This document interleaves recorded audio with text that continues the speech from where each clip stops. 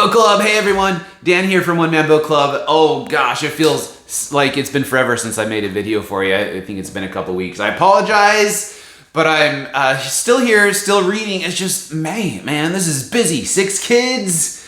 There's stuff going on. I've got lots and lots of going on stuff, but there's always time to read. So anyway, I'm glad I've got a vid for you today. This is The Constant Rabbit by Jasper Fforde. If you ever read Jasper Fforde, you need to. Really, really cool. But this is some satire. Satire. Satire is an art form. It is. Done well as a novel, it's like getting 2 books in one. There's the story you read, and then there's the story you're meant to understand. One entertains, the other teaches, or educates, or informs. The very best, they can make you laugh and make your world bigger at the same time. Now I'm gonna say The Constant Rabbit is up there with the best. Jasper Fforde's 2020 lockdown pet project is excellent and deserves a spot next to history's favorite satirical novels, including like Animal Farm, Slaughterhouse-5, 1984. If you know Jasper Fforde, you'll know he's the best at writing these absurd, quirky stories that are great fun. And The Constant Rabbit might be the oddest yet. But you know what? This weird story might actually be his most real. Okay, so here's the setup for you. In the 60s, the 1960s, rabbits and a smattering of other animals suddenly and spontaneously became humanized. It's known as the event. They became human-sized. They walked on 2 feet. They could talk. It's a miracle. It's amazing. Welcome to humanity, animals. Fast forward to today when The Constant Rabbit is set. The super fast breeding cycle of rabbits has created a whole lot of talking rabbits. And that sets us up for some very interesting societal problems.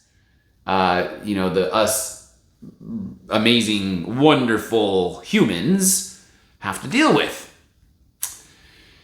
If all you're looking for is a quirky story about human-sized rabbits and their fight for acceptance for their place in a world of humans, then you're going to enjoy this book. All the absurdity you can imagine is there. The goofy things of rabbit culture, the rabbit food, rabbit burrowing, rabbit mating habits.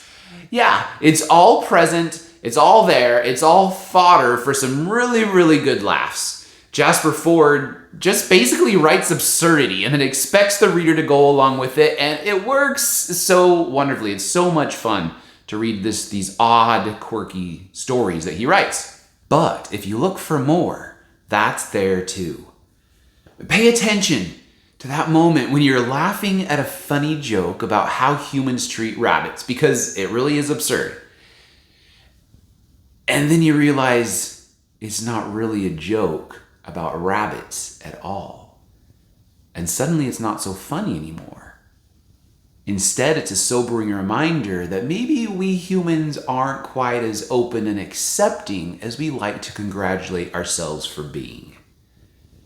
One lesson I learned from The Constant Rabbit is that standing against the ugly doesn't mean temporarily changing our profile picture and keeping quiet.